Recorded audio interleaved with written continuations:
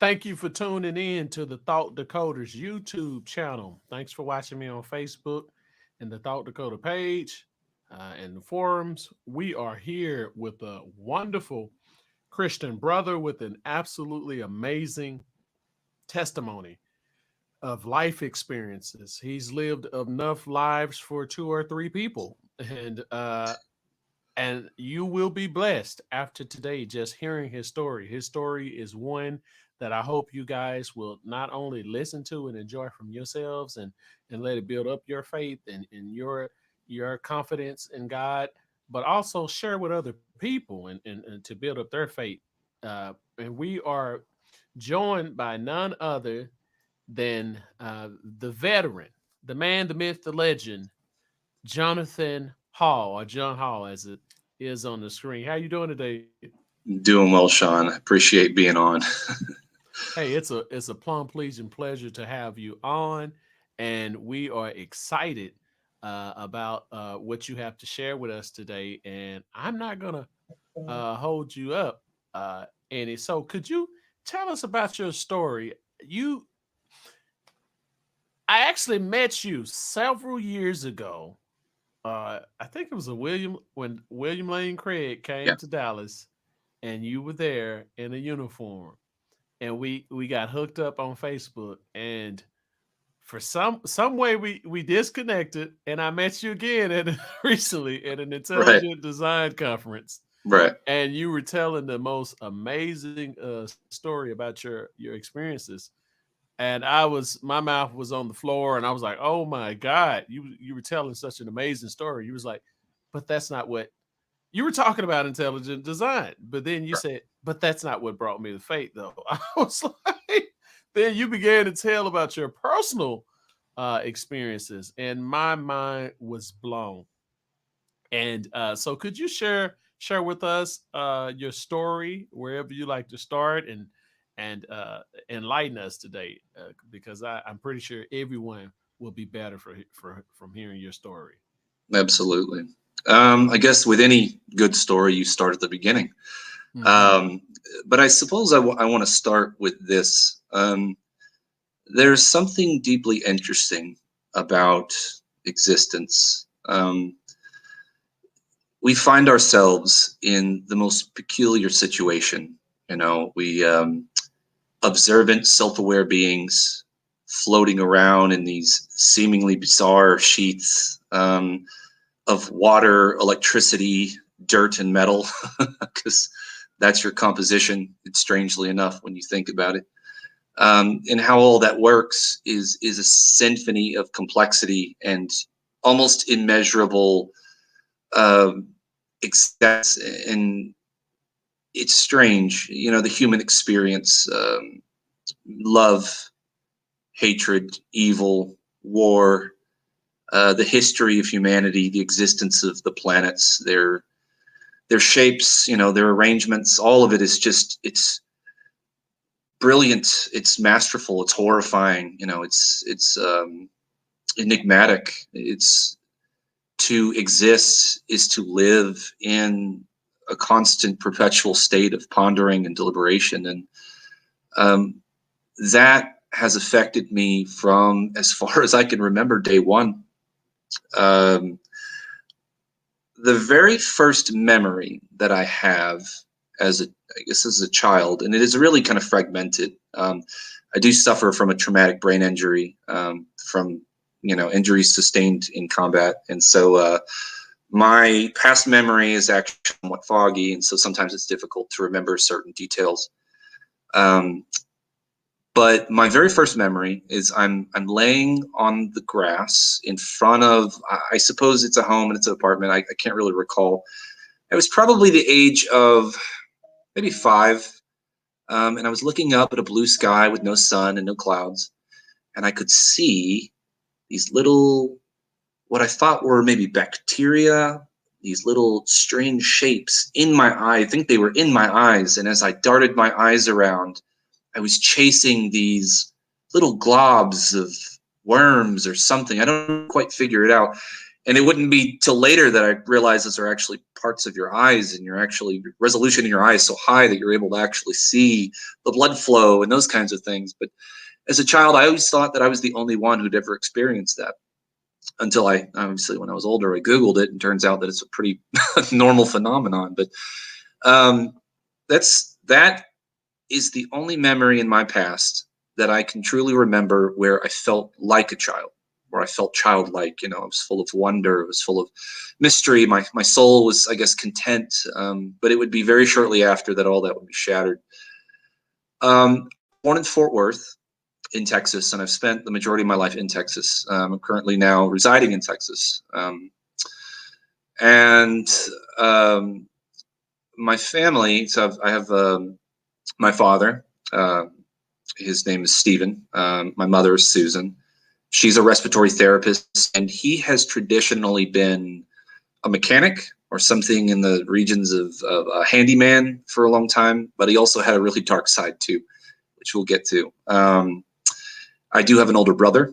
And I'll leave my siblings out of this as far as their names and stuff. For you'll see why. My brother was a pastor for quite some time. Now he's moved out of that role to be a teacher inside of a church here in Texas. And he's actually a huge influencer in my coming around to believing in Christianity. So he's a key player here. And then I have a younger sister. She's overseas. She's in Japan. She's in Okinawa right now. She just had a set of twins. And her husband is in the Air Force. And so they moved TDY to Okinawa, where they'll be there for the next couple of years. And so when we were younger, we were kind of a trio, kind of stuck together all the time. We are 2.5 years in both directions. So I'm right in the middle. I think that says something about the middle child who seems to have the curse of being in the middle. Any other memory outside of that one was really just is abuse or hiding or fear or trying to be antisocial. My father was extremely abusive. And usually when I say abusive, obviously I have to encumber that with what that actually means, because, people have had abusive parents, lots and lots of people, all over the world. But for me, my father was really kind of the epitome of abuse. He made a deliberate effort to seek me out, specifically me, out of all of my family, and to use me as a worry stone, kind of like a pincushion. He constantly subjected me to physical and mental abuse. I have scars over my body, on the back of my head, on my arms, across my chest, my face, where I've been struck. I've been burned, cigarettes put out on my eye, put out on my arm. He stabbed me with blunt objects, like a ceramic plate that he broke over my face, and then proceeded to stab me in the chest with a fragment. Many, many times where I would have to stay home from school because I've got black or blue on my face. I do have phobia pretty strongly, so I'm afraid of water. So as I got around to about the age of 6 or 7, his abuse ramped up, and he began to wait until no one was around, because then, no one could hear me and no one could be involved. And his abuse started out very modestly. It was just like a slap in the face or shoving me, and my mother would be very upset and angry and yell at him about touching me. But then, of course, as his abuse ramped up, he began to project that on her more, so that she would, one, be submissive, and two, so that I would stay quiet, because he would threaten me, and if I told anybody, then he would beat or kill her. And my mother was honestly the only person in the world that I loved. My sister was there, but she was kind of like my beat companion. And in a way, I was very jealous of her, because my father really did seem to appreciate and love her. He never much laid a hand on her, but he certainly didn't like my brother. My brother tried to be gone as often as possible, which is how he got involved into gangs in his teens. So his abuse was very cryptic.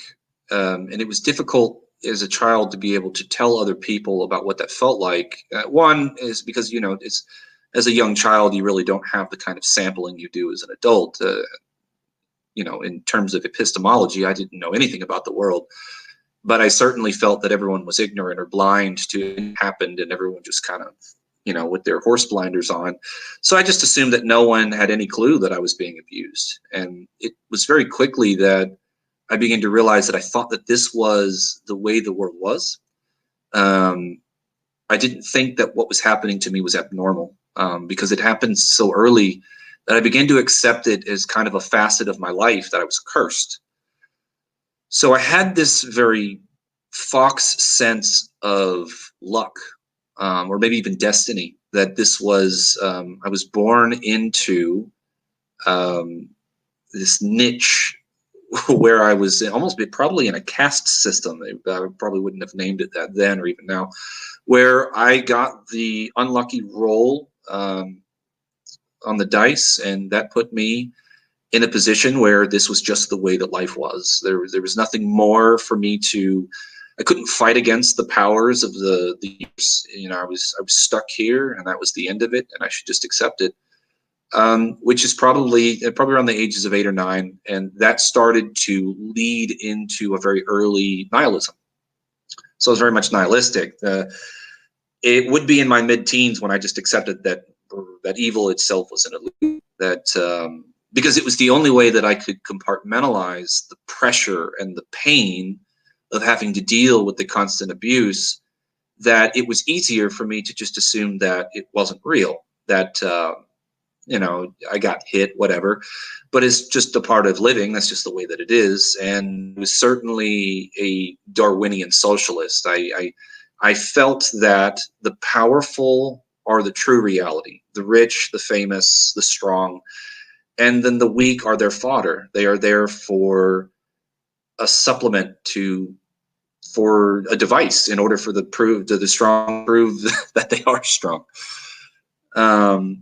And so just for a bit, so if Sean, you could pull up the first picture, kind of give you an idea what these faces look like. It's just a bit of my family here. So I stand out very sorely. You can see me in the blue splash shapes, and to my left, that's my sister, and to my right, that is well, I'll just say these are my cousins, and up to the upper left, behind one of my oldest cousins, is my brother with the ball. You could change that. Kind of see me here with my sister. This is one of the only surviving photos we have in our family. The bowl cuts were apparently popular then, but I would time travel to help my haircut if I could. I do the next picture, please. So this there, I'll use this as a talking point. So this is actually the only picture that I have and even have taken during my early teens into my 16s and 17s. My worldview about myself was a complete disaster as far as I had zero self-esteem. I had no sense of self-love. I had no sense of even self at this point. And so I didn't have the same social as other people did. I didn't desire to go out to parties. I didn't want to hang out. I didn't want to meet people. It was detestable to me to go to a school and be the person that comes in 2 days later as opposed to on the first day, and have everyone staring at me and then me have to introduce myself. A nightmare.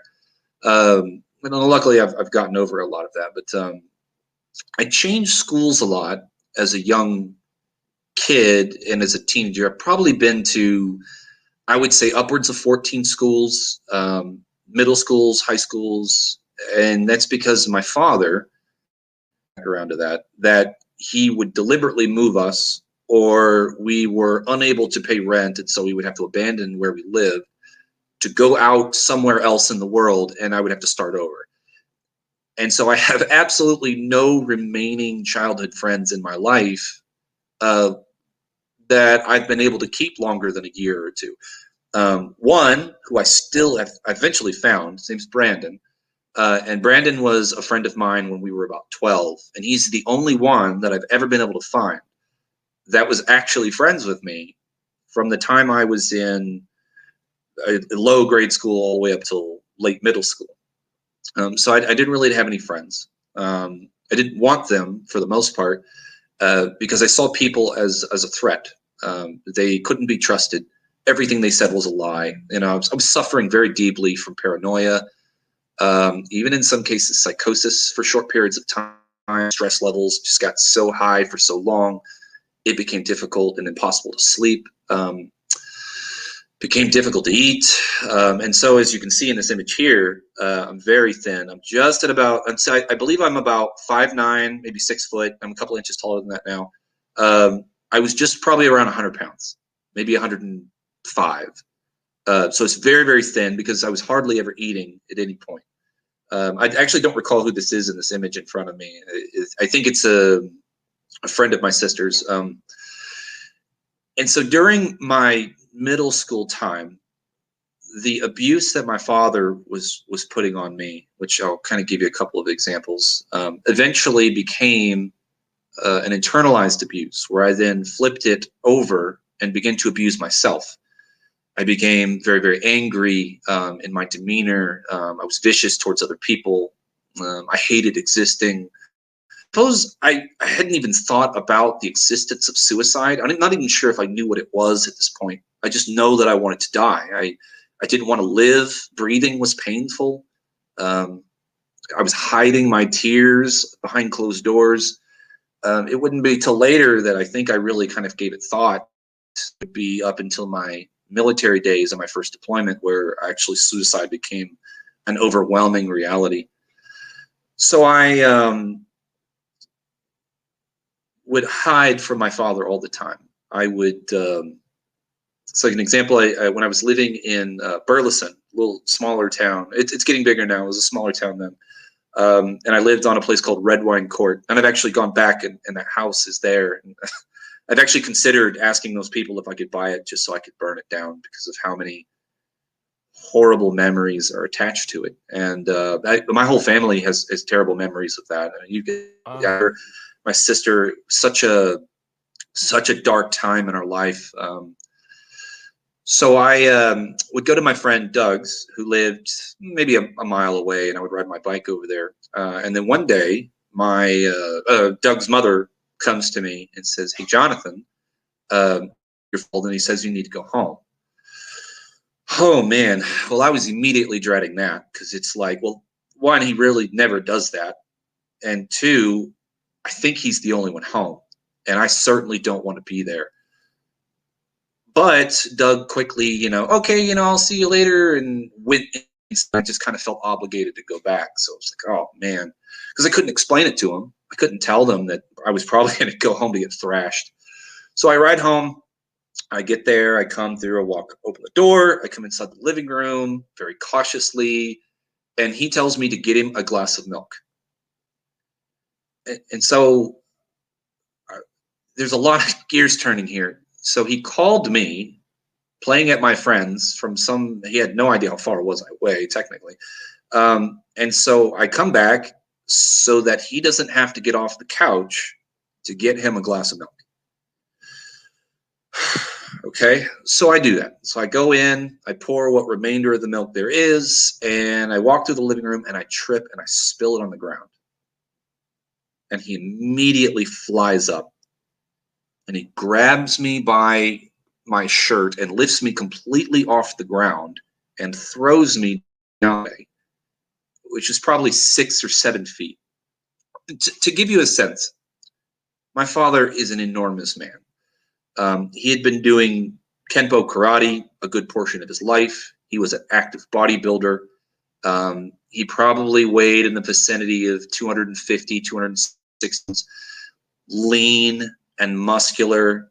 He was 6'2.5", 6'3", and my father had a terrible reputation in the city. So he had a lot of opportunities to do really dark stuff. And so he was an alcoholic. Story is that he started out in cars, and he apparently owned a business with a gentleman just before I was born. And it was called All About Cars. And he shared this business with this man. And apparently at some juncture, this man stole and then fled to somewhere. They think it was probably overseas because they were doing really well. Well, this left my father with all of the debt and having to fix all of these cars and that kind of stuff. So they end up foreclosing and losing it. And then from that juncture, things started going downhill. So my father turned to alcohol. Eventually, he turned to drugs. Drugs got worse. It turned into meth. It turned into cocaine. It turned into, the worst of whatever it is he could get a hold of. And whatever condition that was brought him around to start hating everything and everyone, including his family. And so his disposition, and I don't know why it was me. It could have been anybody, but I don't know why it was me. He would take the personal pleasure of seeking me out and letting me know that every fault in our life was mine. The losing of the business, whenever he would fight with my mother, whenever I would ask for something, he would wait until nighttime, and he would come and he would sneak into my room. And I didn't own a bed because we were very, very poor. I didn't own a bed. I had a bunch of black bags filled with all of my clothing, or at least the clothing that I had, and random things, things that we probably didn't even need, but some toys and that kind of thing. And I would bury myself underneath the bags in order to hide from him, because he would come in so often. And when he would find me, he would sit on me and he would slap me and he would tell me, you're a POS. This is all your fault. You're worthless. Everything that you've done is worthless. I hate you. Your mother hates you. All of the time. All the time. And as soon as someone turned a blind eye the other way, he was in my face, prodding me into my chest, poking me, telling me how worthless I was. And so that's the idea that I adopted. It became ingrained into me that I was worthless. And so when these things would happen, I wouldn't actually be scared or afraid. I actually began to adopt the idea that it was my fault and that I was worthless. And so I absorbed the idea that this punishment was justice, that he was doing something to me that I deserved because I did something wrong. And I couldn't wrap my mind around anything else that would give me the idea that somehow I had a more meaningful life, or that someone could possibly love me. Anyone could find any good in me that was worth caring about. I'm 6. I'm 7 years old. I'm 10. I was a child. And he would break into the bathroom, and while I was taking a bath, and he would grab me by the throat and he would hold me under the water. He wouldn't say anything. He would just hold me in until I was practically lifeless. And then he would pick me up and kind of arch me over the side and leave. And that happened 5 or 6 times.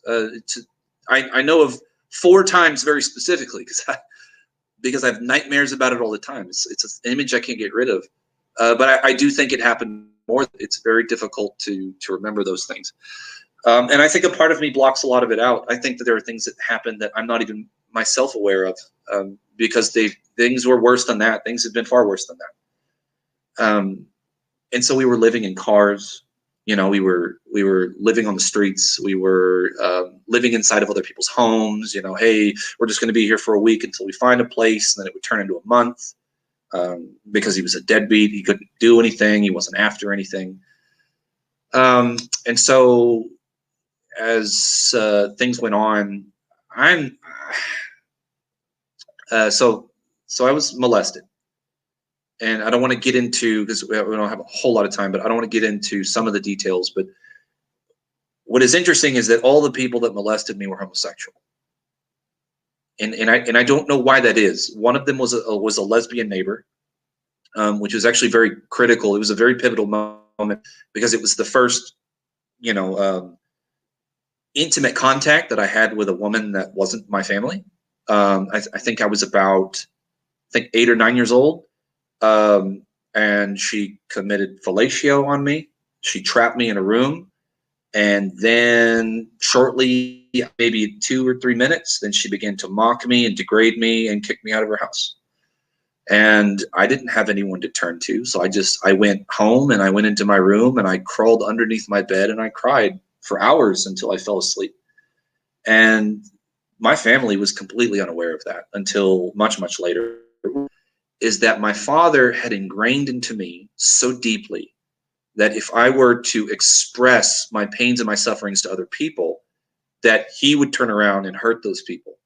So it became very much a strong part of myself to never say anything about anything that happened to me. So it all stayed in my.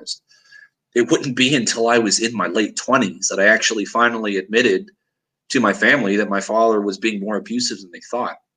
And they made comments about it. They were aware that he was abusing me. One, they could never catch him, and two, they had no idea the extent. They just didn't know. I was so empty on the inside that I was unable to actually make the expressions that would give away that something is wrong. I was just an automated machine. I just smiled when people would look, and then it would fade away as soon as I was out of the room, because I knew what the consequences are. If I made any kind of scene, or if I suggested to my mother that he was being cruel, she would turn and look at me and say, well, what's wrong? And then behind her shoulder, he would give me a stare that you only look at somebody with if they've killed your child. And yet here I am at 7 getting this kind of look from a near 300-pound gorilla man who's capable of ripping the arms off another person. And so I was absolutely terrified. So I said nothing. And that was up until about 17 years. I had one long train of continuous abuse and hiding it, not knowing what to do with it. I don't know what to say to people. And so that internalization turned into, multiple personalities almost. I began to constantly talk to myself out loud. I would catch eyes with people who would see me talking, and I would stop. I would go into a room by myself, and I would choke myself or stab myself somewhere inconspicuously. I would smash my face with my hands. I would smash my head on the counter. I would go into the bathroom and I would press against the mirror the way he would push into my chest, and I would go, "You're worthless," and I would just go on, "And you're terrible, and I hate you." And I began to carry on his abuse inside of me. And Wow, unbelievable. yeah, and so there are things even now that I just can't admit that they happen, because it's hard. So now I'm a father. It is hard to imagine how someone could do that, not just to another person, but their own flesh, their own living part of themselves.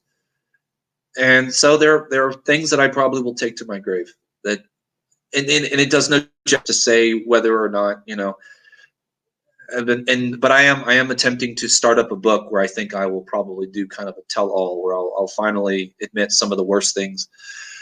So that was my world. That was my life. That is what I lived in. That is what I knew. I knew nothing outside of that.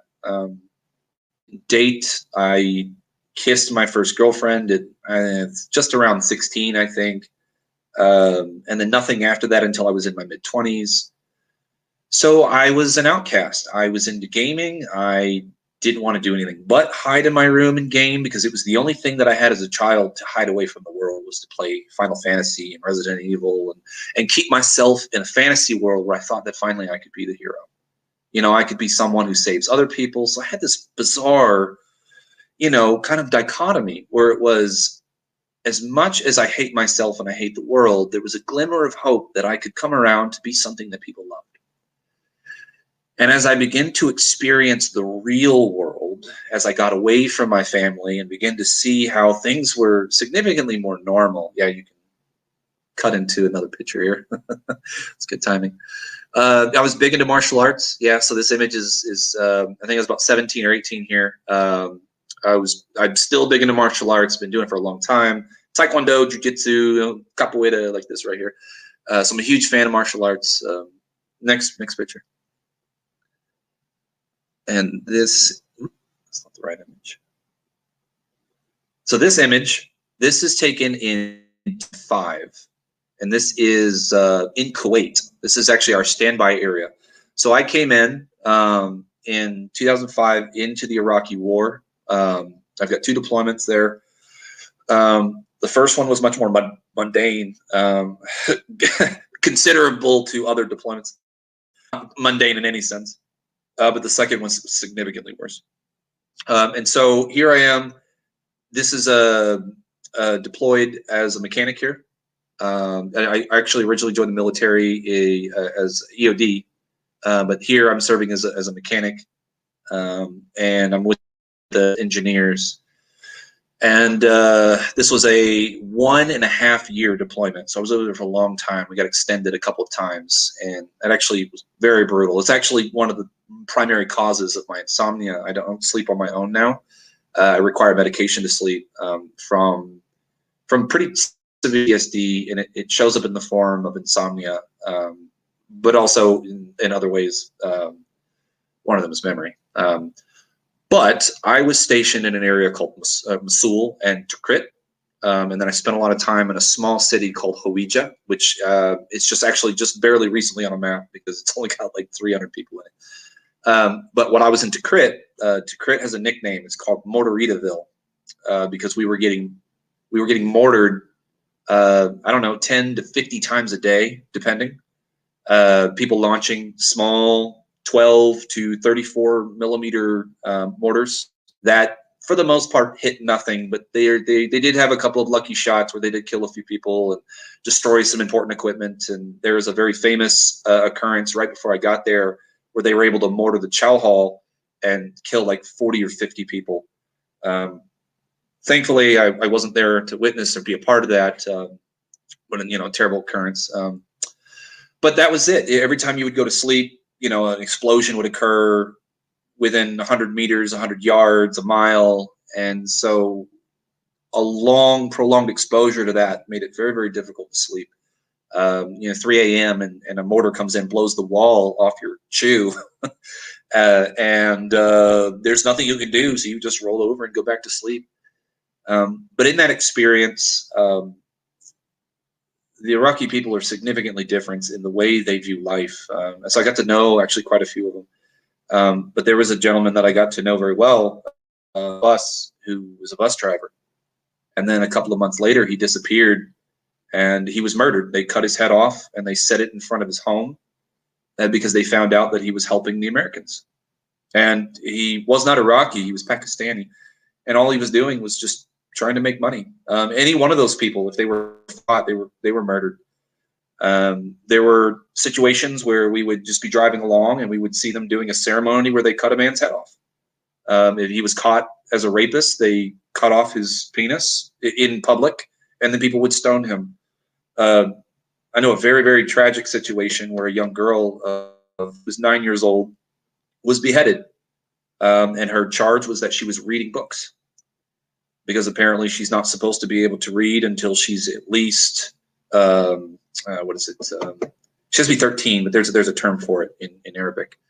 And so she has to be on the behest of becoming betrothed or already betrothed. Otherwise, as a free single woman, you're not allowed to drive. You can be killed by the religious police. If they catch you, they'll pull you out of the car and shoot you, and everyone will scream "Allah Akbar," and that's every day for them. A very different, harsh, significant culture. And so then I look back at the United and I realize how much more privileged we are in the way it's like people are up in arms currently about everything under the sun. How inequality is for women, for LBGT, and now it's minorities and that kind of thing. It's like, people, no idea what oppression looks like. You have no clue. This is the freest place in the world in every sense of the word. And so that experience haunted me. And this was when I was in full swing of nihilistic my attitude. And so I came back to the States. I began to date a woman who was herself, who I won't name here because she didn't consent to be a part of this. So because I will say some derogatory things about her, and I don't want that to reflect on her. She is a good person, but when we were together, we both did terrible things to one another.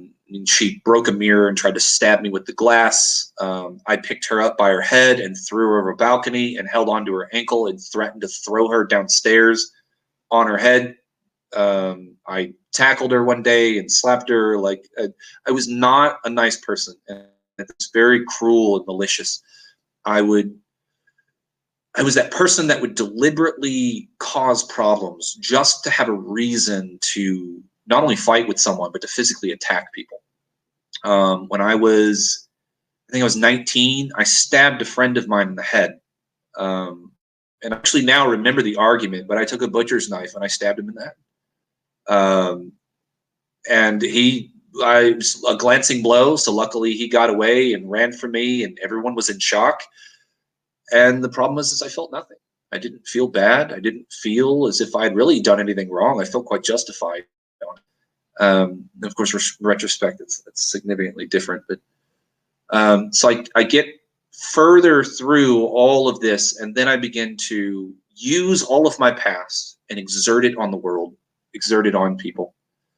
And then I got to this juncture where everything was falling apart, and I had no rhyme or reason for it. I was losing my job. I lost my car broke down. This is all a very magical day. So I'm driving home. And I quit this job that I had. It was in Sanger, Texas. And I told him, you know what? I got a better job offer, so I'm out of here. So I drove, and it begins the thunderstorm. It's a 2-hour drive home. I was barely making it. So I drive all the way home. I'm a couple of miles from the house, and I go through a puddle, and the car shuts off. It like short circuits or something. The lights are still on, but nothing's happening. I'm trying to turn it over. So in my frustration, I'm just like, okay, fine. So I get out, I walk back to my apartment. My girlfriend had left not but a day before that. I put her on a bus and sent her back to Pennsylvania. Didn't want anything to do with her. She didn't want anything to do with me. So I was alone. I was empty. I got to my door and I found an eviction notice. And my reaction was almost kind of like the Joker. It was comical. I just sat in the galleyway there and I just laughed for a couple of, just moments. Just, wow, what are the odds? What are the odds? Of course this would happen to me. Of course it would. And so I just, there's no reason to go back. My car doesn't work. So I just lump against the door and I just sit in the rain. And I sat there for, I don't know, realistically, it was probably maybe 5 minutes, but it felt like 20 or 30. And so I realized that I had one of the only things that I had left in my life, because my apartment was completely empty. I had a couch and no TV, but I had a PlayStation. That's like my prized possession. And I had barely any clothes, and I had no other furniture. And I had one bowl, one plate, one cup, and that was it. And so I was like, you know what? I've got a gun. I have a gun in my car. So I got up and I walked back in the rain. So I got into the car and I waited in there for a couple of minutes. And I reach under the seat and I pull out a Taurus Judge Public Defender. It's a very small framed revolver that uses shotgun shells as its ammunition. It's a 410 shotgun shell, or it uses a 45 long Colt. It's a large caliber. You could kill a cow with that.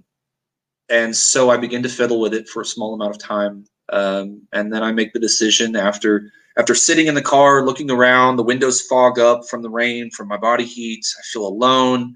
I waited and I waited and I waited and I rocked. And I was just waiting for someone to come along. Anyone, just stop me. Please stop me. Strange to have just that little bit of hope in the entirety of the misery of my life, thinking, why would I bother hanging on? And that belief came back around. This is meaningless. You're waiting for nothing so that you can go back to a hole, Okay, fine. So then I pulled back the hammer, I put it to my head, and I pulled the trigger. Boom, the light, flash, the pain. The pressure, everything makes me flump over. I'm laying my head against the edge of the door. I'm unconscious, or at least what I think is unconscious. I come kind of back around after just a moment, and then I begin to wait. You know, I don't never killed myself before. I don't kind of know what that's like. You know, I've seen images and stuff where they say you're alive, you know, for 10 to 15 seconds after. So I waited. And then the pain rose higher and higher against my head. I could feel the intensity of the pain. I even eventually moved to try to touch it, and I was like, no, it's fine, whatever. It's the way that it is. And after what was maybe a full minute, I sit back up. I could feel the blood dripping down my face. You know, I could taste it in between my teeth. I touch the hole in my head. Oh, so much pain. I'm super confused. I should be dead. I look around, just kind of in a daze. You know, here I'm still in the car. I open up the gun. I look at it. I click the cylinder open, and I see all the shells, and I see the prime struck. I dump it out in my hand, and I'm looking at it. I kind of roll them through my fingers, and I find the one empty shell. There's no bullet in it. So it fired. I know that it fired. And then I just drop it, and then I'm looking at the gun, and I'm thinking, what happened? This is not right to be dead. And so I'm looking it over, and then I look down the barrel, and there's the bullet, just at the very tip of the barrel. I got something called a squib load. And a squib load is extremely rare, because it was after that I actually interrogate people about how rare it is. And really, it doesn't even happen in modern ammunition very often. So I've fired thousands and thousands and thousands of rounds. In my 16 years of being in the military, I've fired, I don't know, upwards of 10 or 20 or 30,000 rounds on all kinds of weapon systems, caliber weapon systems, sniper rifle systems, pistols, shotguns, everything. I've never had a squib load. And nobody in my unit has ever had a squib load. Every person that I know that's in my family that I've asked who's in the military, you ever had a squib load? Nope, never seen one. I heard a random story of a guy that was in Wisconsin that once got one way out back with his 50 caliber black gun, you know, that kind of thing. And it's like, okay. What happens is that the powder inside of the cartridge does not fully defragulate. It does not fully burn. And so it doesn't actually produce enough pressure to push the bullet fast enough to overcome the tension in the lands, and it comes to a stop. And it gets stuck in the barrel. You actually have to get a gunsmith to remove it because it's now fused in there. And so I got a squib load. And then all of this suddenly washes over me, and I become horrified. I drop the gun. I sit up more straightly. I look around. Suddenly, life is real again. I just realized I shot myself in the head, and I didn't die. And I'm terrified. And so I don't know why I panicked. I just needed to get out of the car. I opened up. I got out of the car. And as I turned to get out of the car, I vanished. My perception of everything completely faded away. I couldn't feel the ground. I couldn't feel the air. The bitterness, the coldness of the air was gone. And then suddenly I was somewhere else. And to describe it as being in another place is actually kind of bizarre, because it didn't feel like I was anywhere. It didn't feel like a place, like a location. It just felt like I wasn't here. And the way that I describe the whole experience is it's much like when you look at something that's very rudimentary, like a two-dimensional drawing, and you say, how much does this represent reality? Well, it does in some capacity. It does in some way. But for the most part, it doesn't really represent the whole the resolution of the world. And so you see video games like way back in, like Frogger, or you know, some Pong, those kinds of things, where the bits, the amount of resolution that's available is very low, and it doesn't in any way represent the way that reality looks. That makes the three-dimensional reality seem so much more significantly real. This experience made this world seem like Tetris. It made it seem significantly less real. In a way, it seemed rudimentary and low resolution and just not nearly as real as the reality I just entered. And the parts and the pieces of this experience are really difficult to describe, because I really lack the language to actually describe what it was like. Primarily because it's like trying to describe 3D experiences in 2D. I don't know. I felt the most amount of love that I had ever felt in my life, combined in a moment. But I felt also the same amount of fear, and then the same amount of safety and the same amount of peace. And it was like the whole of all of my emotions were put to their extremes at one time. And I was experiencing them all simultaneously. And I came into a place that was made completely of ash. Everything was ash. The ground was ash, the grass was ash, the trees were composed of ash, everything was burnt. And I saw a figure in a tree hanging from a noose. And I became horrified. And so I ran to that figure who I recognized as myself. And I began to try to get myself down. I tried to tear myself down, but it was just high enough that I couldn't lift myself up. I couldn't get myself down. And then I became hopeless. After I struggled for what felt like forever. And then eventually became hopeless. And I laid in ash. It covered my hands. It covered my face. And then, like the morning, like the dawn came. This light came up from behind me that illuminated everything. And so I turned to try to see it, and it was so brilliant that even closing my eyes and putting my hand on my head, I could see my bones through both of them. And then I was being blinded as if I had my eyes fully exposed to a bright light. And so I turned away, and it hurt. It didn't hurt. It was it was overwhelming because it wasn't painful. And so then eventually the light fades, and I turn back, and I realize there's a person there. Or I say a person. It was like a mirage.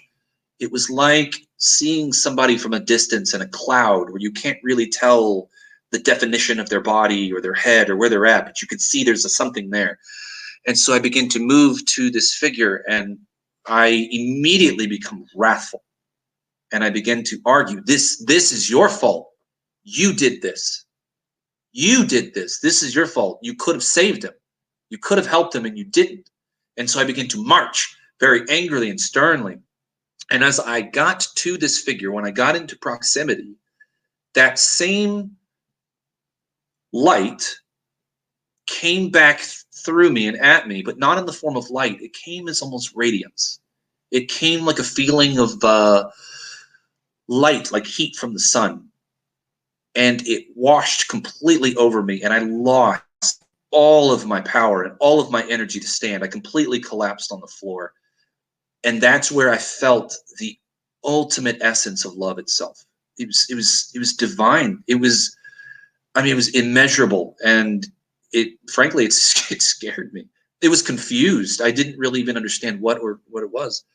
And so I laid down, and as I begin to look up, I see that my life is before me in a timeline, like unfolded like a map.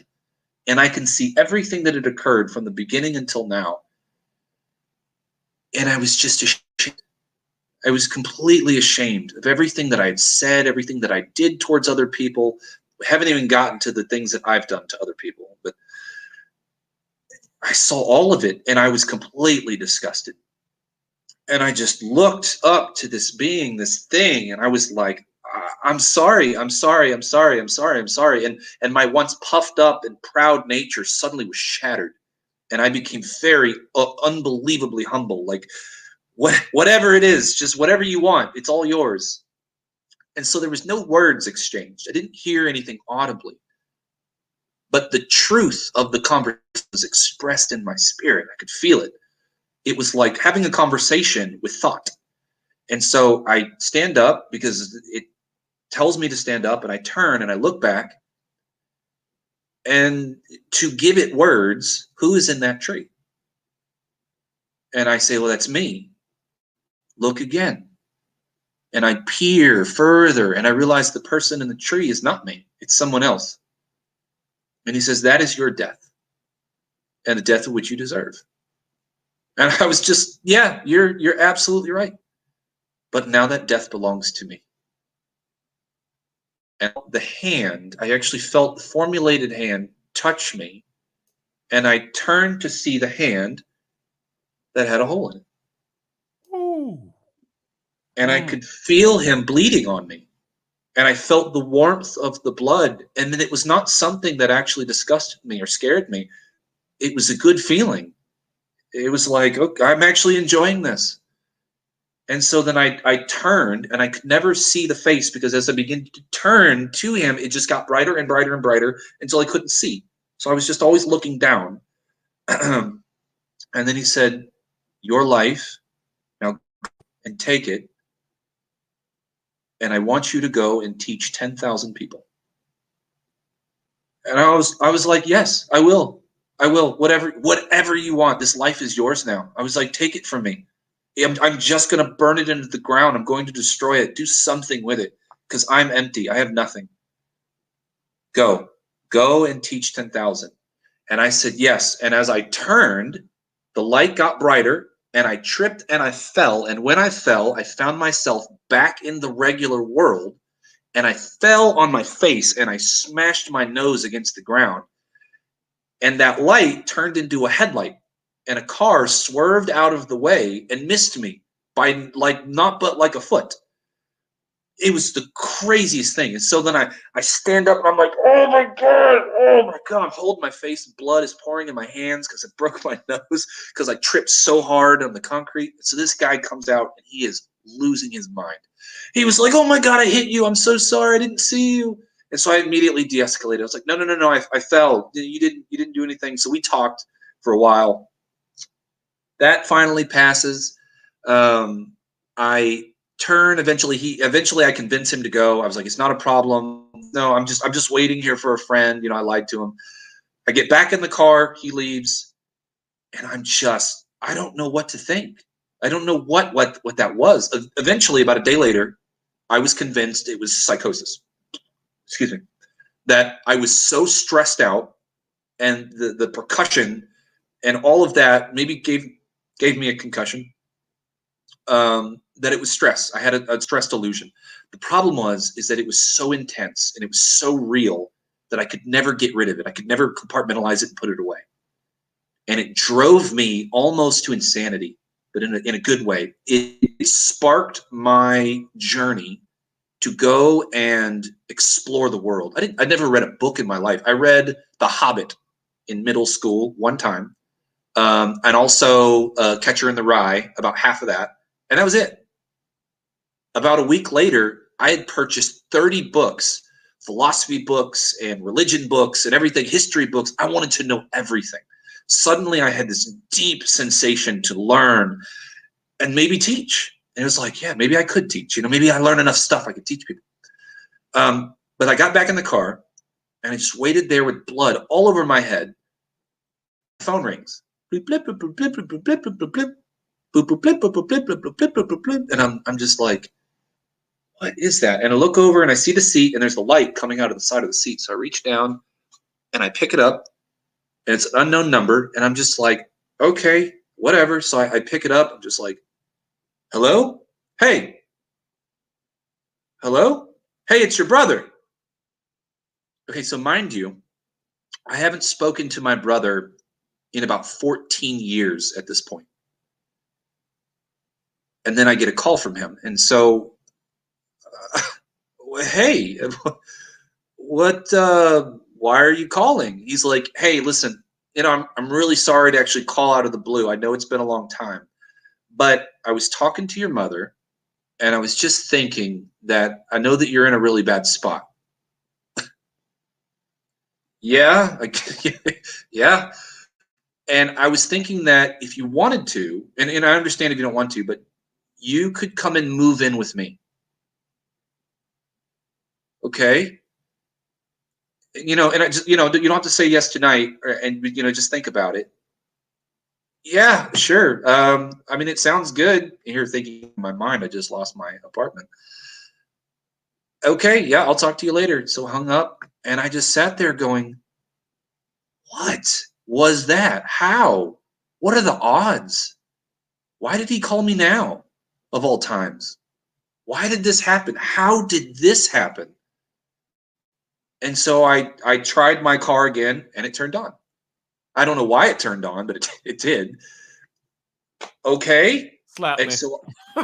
so I drove back to my apartment and I slept for the night and I packed up my stuff. I worked it out with the apartment. They let me stay for a couple more days and I moved in. And turns out my brother's a pastor. And from that point on, he was constantly trying to feed me little bits of Christian thought because he knew I hated Christianity. He was like, "Here, I want you to consider something. Think about this." But now something had changed in me. I was like, "Okay, I'll think about that." And then I had two very important chance meetings. One of them was with Ravi Zacharias when I think I was 26. And then I met Dr. Douglas Axe, a part of the Discovery Institute, when I was about 30. And both of those were extremely pivotal in me coming around to believing in Christianity.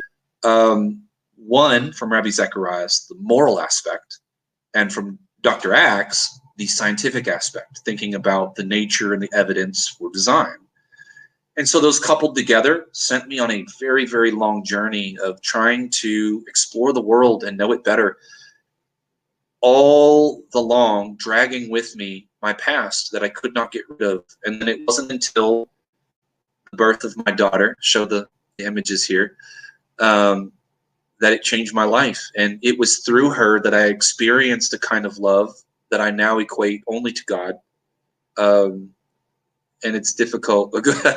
So here she is. We just had our first daddy-daughter dance, looking like a noble queen. Let's go a little younger. Pick one of the other images. Her name is Liliana. And here's when she was born. Oh, it came out. It's kind of like a thumbnail. But that was the day. Right there is the day that completely changed all of my hatred, all of my pain and my suffering. It all became meaningless. When she was born, it gave me a completely new aspiration to change my life, to become someone. This creature is going to depend on me. It's going to need me. And when I look at the world, I think, what is the world that I'm to leave her in? Something's got to change. I have to change something. And so I started listening to motivational videos and I started reading more. I started reading books about how to raise children and daughters. And I'd never done that in my life. So I just became hungry for the truth. And so now that, of course, here to you, Sean, for the opportunity to express my past and then in the future be able to express my thoughts and my beliefs and the evidences that have convinced me to put away my nihilism and my atheism and become a Christian. So I would say the one turning point, I was probably truly Christian at about 31, 36 now. So I spent the majority of my life as an atheist. And so I understand their arguments. I know their depths. And for the most part, a lot of them have no effect on me anymore. The problems of evil, oh yeah, they are a serious problem. But I think that people who posit the problem of evil have really never experienced evil. They just don't, they don't know how to make the argument.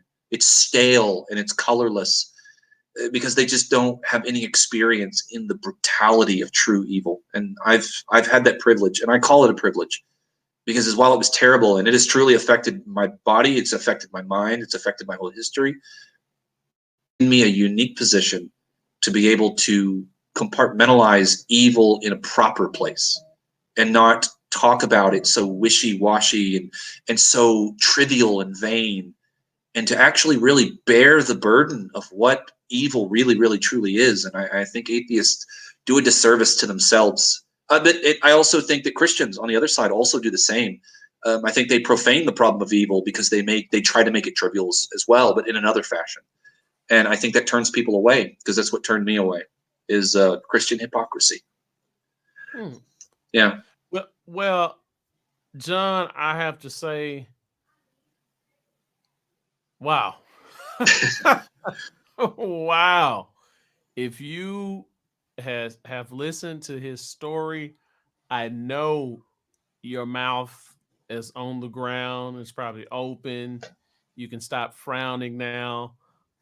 We'll definitely try to have the man, the myth, the legend back with us to share part 2, because his story just gets better and better, and you're actually getting a preview of some material that will be in his upcoming book, and he's working on that currently. And if you're watching right now, you have any questions, throw those questions in the chat because I see that I did get a comment. Ed Gringo 78 said that he enjoyed the talk. He said, "Hey John," and uh, he said that earlier.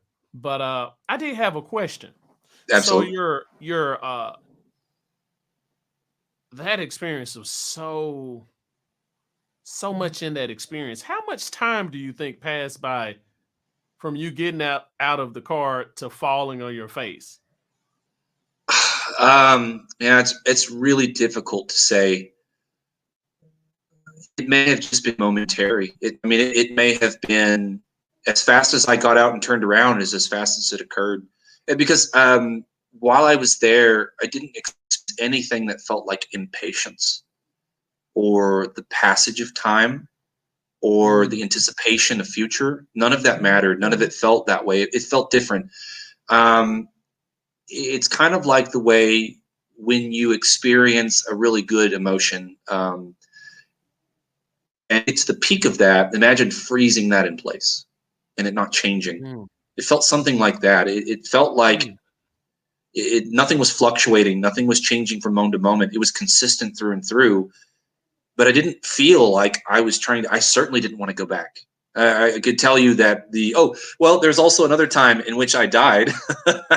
There are several times that I have died. I've been defibrillated in combat. Um, That was one of my other questions. Yes, I Because you experienced did. death. Um, Okay.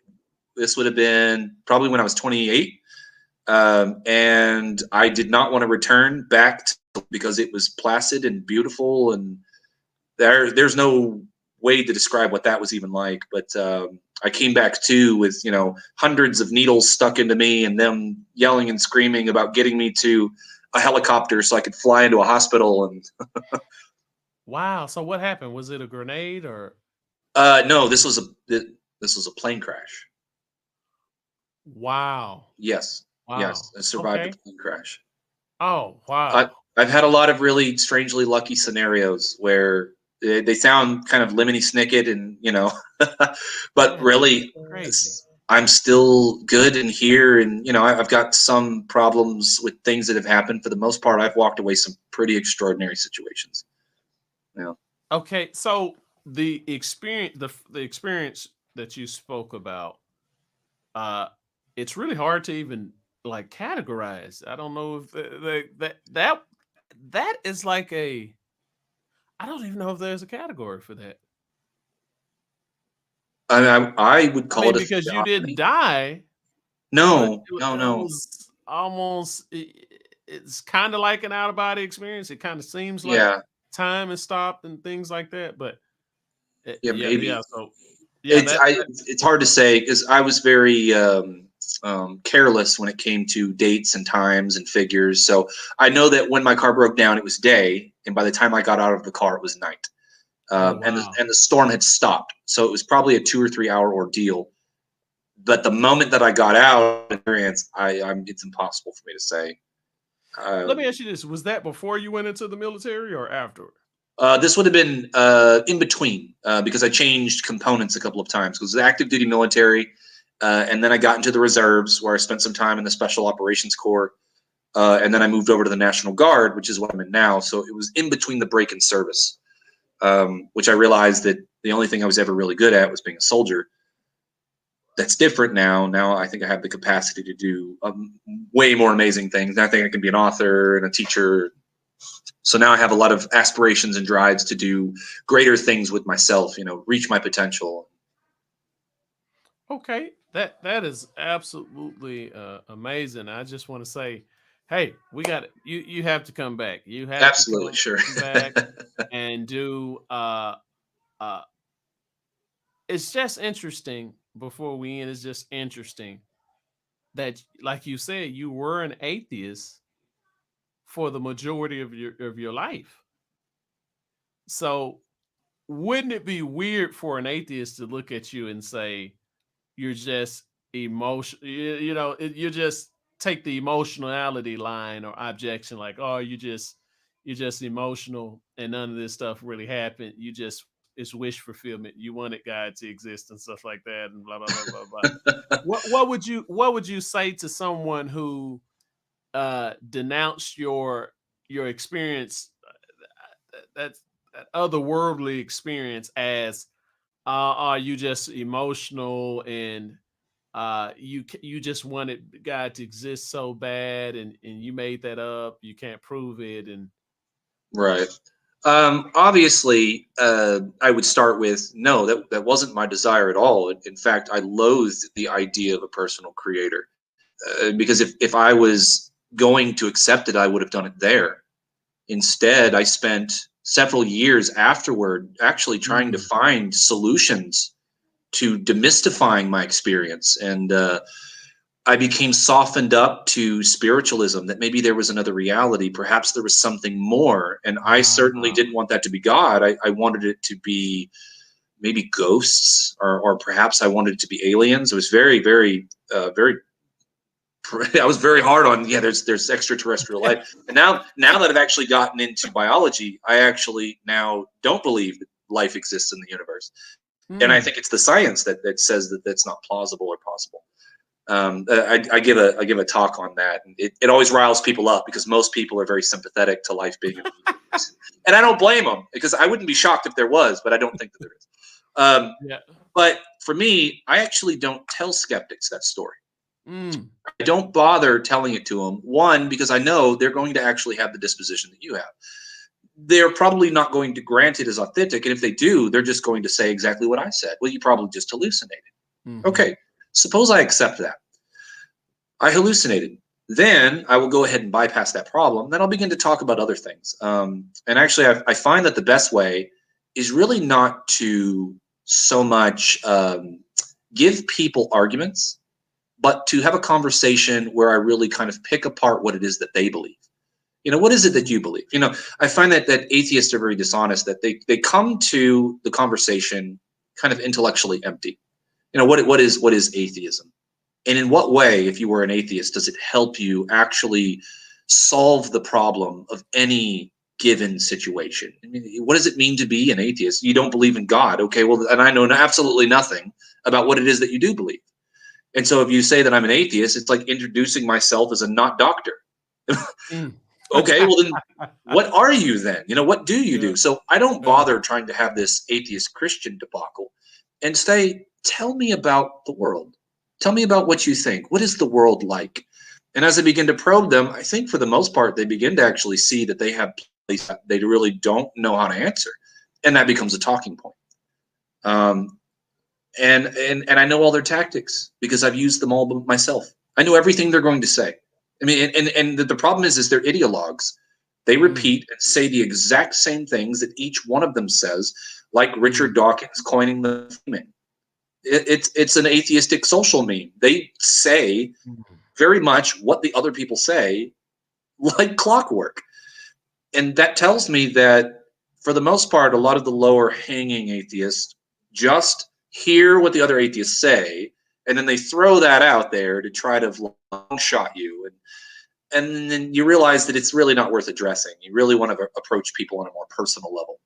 Because I do think the ultimate apologetic is kindness. It's love. And Corinthians makes that clear. He says, you could have a silver tongue and sway the masses, but if you have not love, you're but the banging of a gong or the creaking of a gate. And so what if I am now confident enough to say that I am rather intelligent.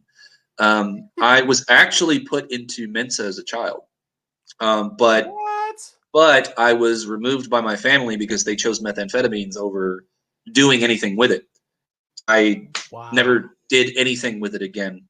I tested at 187 on my IQ when I was 6 or 7, somewhere between 10 and 5. I don't know the exact date, but I had a lot of problems in school because they would be trying to put letters together and I would be asking, what does this letter mean? Or why does 1 + 1 = 2? I don't understand. And so they thought I Mhm. was autistic or they thought I was mentally Oh. retarded. They really did, because I was asking questions that were well beyond what I should have been asking. And they're like, he's having a lot of trouble.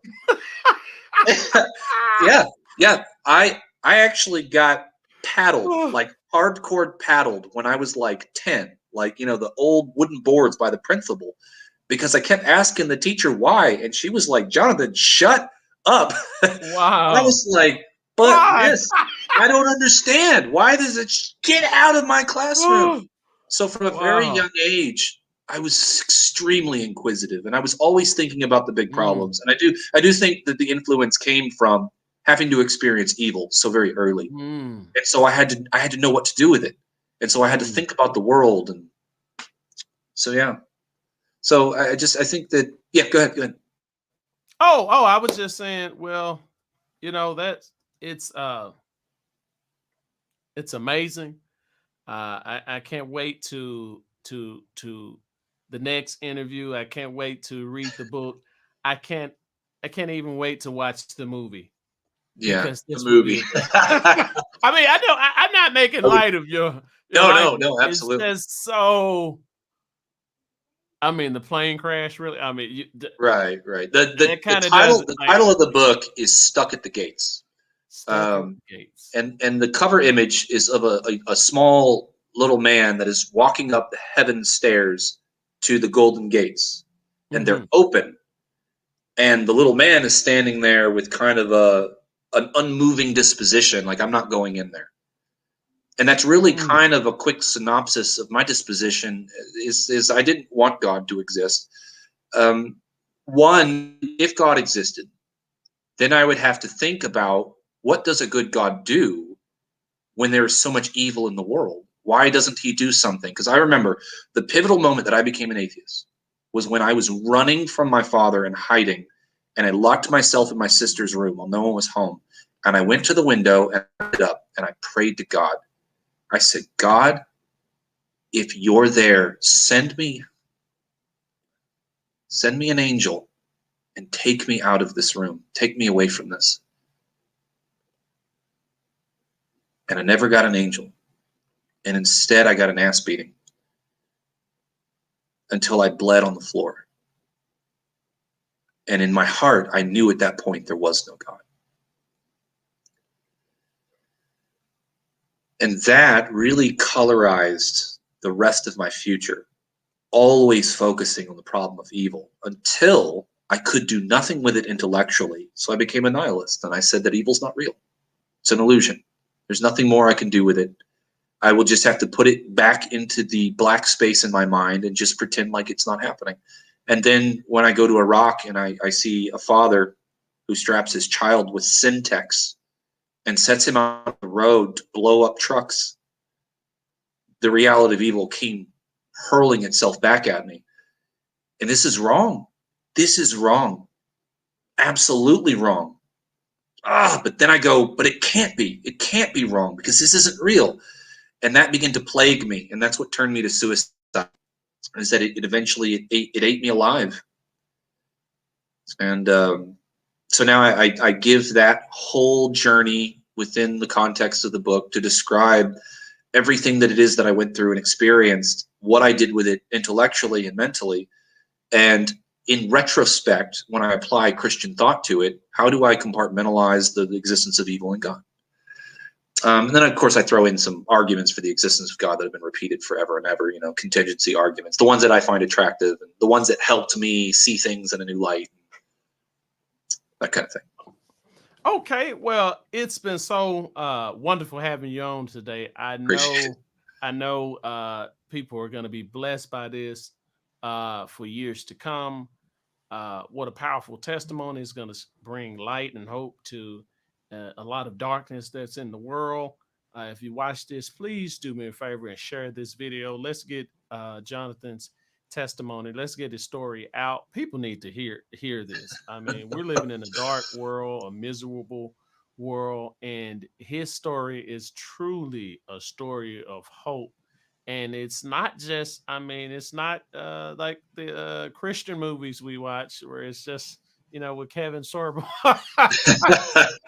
No, they're not. He has a very real experience where he looks life in the face with all of its ugliness and is able to come through it, come through the glass storm of suffering that life can be. And it's a very real story. It's not roses, but it's kind of like he made it out bare bones, raw, but he made it through. So just want to say thank you again to John, my friend, the man, the myth, the legend, for being with us today. Thank you guys for watching, and we hope that you have a great day. And remember to think better.